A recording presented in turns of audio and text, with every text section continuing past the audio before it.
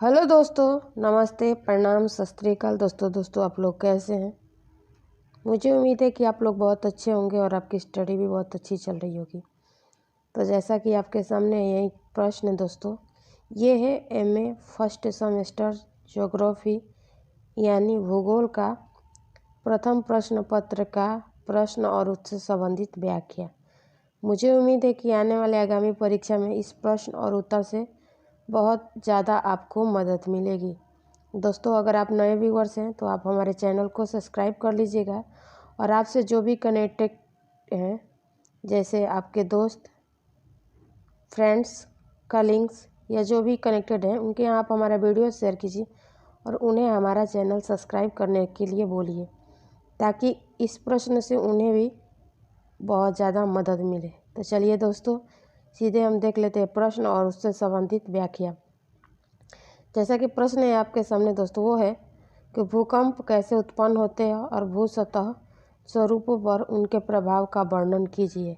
या अथवा करके ऐसे भी आपके प्रश्न आ सकते हैं कि भूकंप क्या है और भूकंप उत्पन्न होने के कारण एवं भूतल पर उनकी भूमिका पर प्रकाश डालिए। ठीक है, जब आप इसका उत्तर लिखेंगे तो लिखेंगे कि पृथ्वी का अकस्मात कंपन भूकंप कहलाता है। कंपन के समय ध्वनि भी सुनाई पड़ती है, जिसे भूकंप कहते हैं। ध्वनि तभी सुनाई देती है जबकि 1 सेकंड में 16 बार या उससे अधिक कंपन होता है। ठीक है, अब आगे हम देखेंगे कि भूकंप का परिभाषा। ठीक है, हेडिंग है, लिखेंगे आप भूकंप की परिभाषा। अब देखिए आगे जो है ये अलग अलग वैज्ञानिक हैं और उन्होंने अपना मत दिया है या अपने अनुसार बताया है भूकंप की परिभाषा। ठीक है, तो जैसे कि आपके सामने है, होम्स के शब्दों में होम्स ने महोदय ने कहा कि यदि किसी तालाब के शांत जल में एक पत्थर फेंका जाए तो जल के तल पर सभी दिशाओं में तरंगे फैल जाएगी। इस प्रकार से जब चट्टानों को कोई आकस्मिक हलचल होती है तो उससे कंपन पैदा होता है। ठीक है, अगला वैज्ञानिक है आपके सामने, वो है मिस लेवेल के अनुसार इन्होंने कहा कि भूकंप धरातल के ऊपरी भाग का वह कंपन विधि है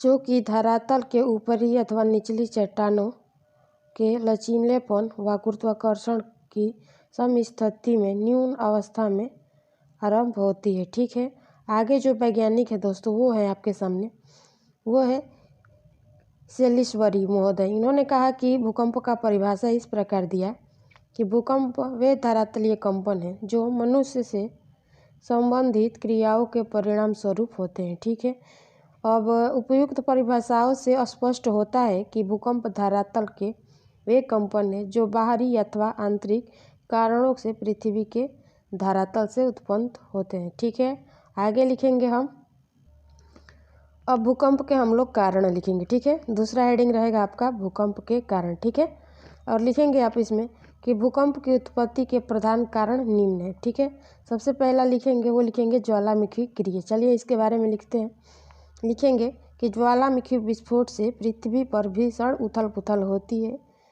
जिस समय ज्वालामुखी उद्गार होता है, पृथ्वी पर कंपन का अनुभव किया जाना स्वाभाविक है। गैसों अत्यधिक दबाव उत्पन्न करती हैं।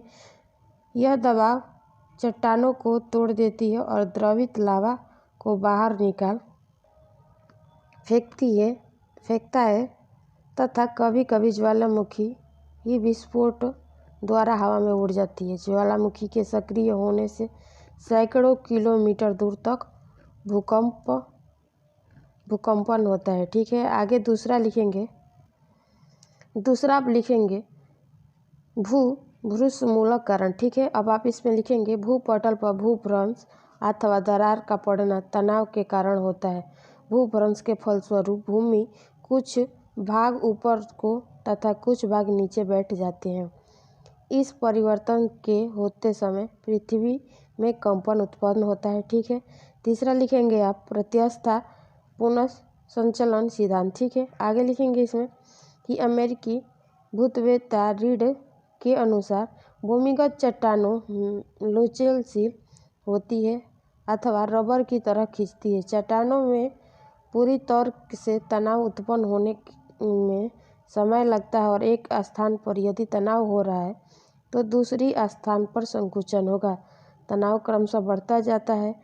जो लोचनशील चट्टान तनाव को एक सीमा तक सहन कर सकती है, किंतु एक समय ऐसा आता है जबकि और अधिक तनाव सहन करना संभव नहीं होता है। ऐसी दशा में चट्टानें टूट जाती हैं और जिस प्रकार की अधिक खींची जाने पर रबर टूट जाता है, उसी प्रकार चट्टान के टूटे खंड अपने स्थान को प्राप्त करने का प्रयत्न करते हैं।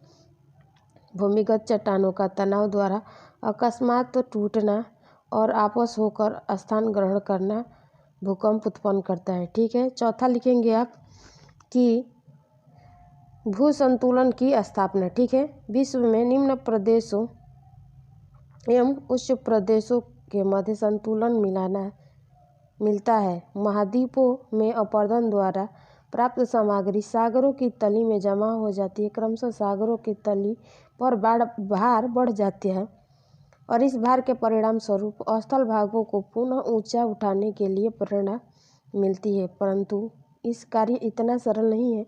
ऐसा होने से अनेक असावधानियां उत्पन्न होना स्वाभाविक है और इसी प्रकार भू संतुलन की स्थापना के कारण पृथ्वी के कमजोर भागों के भूकंप उत्पन्न होते हैं।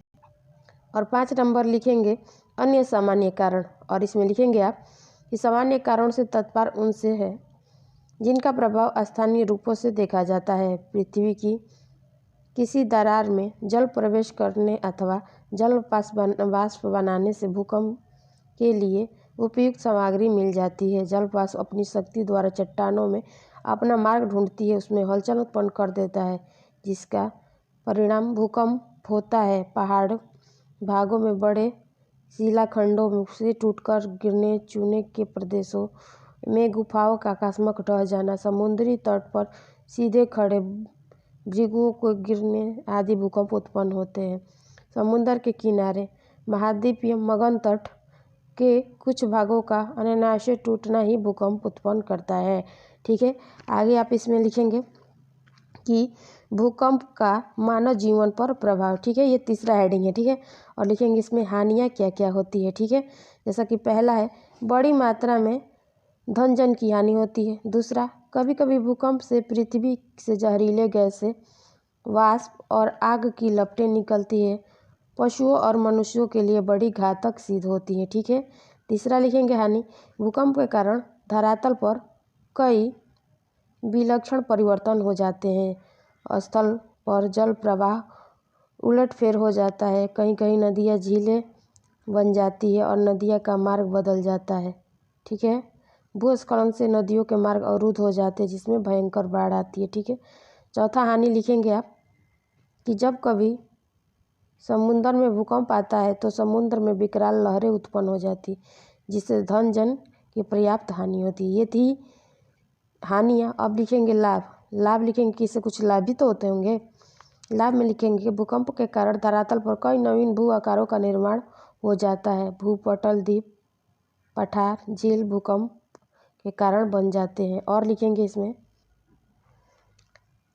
लिखेंगे आगे इसमें कि भूकंप द्वारा जब पृथ्वी में उद्वहन होता है तो भूगर्भ में छिपी हुई कई प्रकार की धातुएं उनके साथ चट्टानें धरातल के समीप आ जाती है, जो बाद में सुगमतापूर्वक प्राप्त होती है। ठीक है, तीसरा लाभ लिखेंगे कि कभी कभी बड़े भूकंपों के साथ लावा बहने लगता है, जो बाद में उपजाऊ मिट्टी को जन्म देता है। ठीक है, चौथा लाभ लिखेंगे आप कि भूकंप के कारण कभी कभी मग्न तटभूमि समुद्र के बाहर निकल जाती है, जिससे उपजाऊ मैदान की रचना होती है।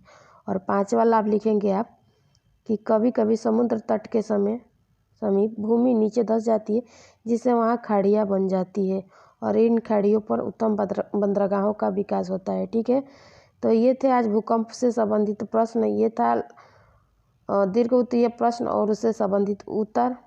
ठीक है दोस्तों, अगर आपको मेरी वीडियो पसंद आए तो चैनल को सब्सक्राइब कर लीजिएगा। और आगे जो हम प्रश्न लेके आने वाले हैं, जो कि आपके सामने हैं, वो है ज्वालामुखी किसे कहते हैं और ज्वालामुखी विस्फोट के क्या कारण होते हैं। ठीक है, तो ये रहेगा अगला प्रश्न। ठीक है दोस्तों, तो आज की वीडियो यहीं तक। तब तक के लिए धन्यवाद। आपका दिन मंगलमय हो।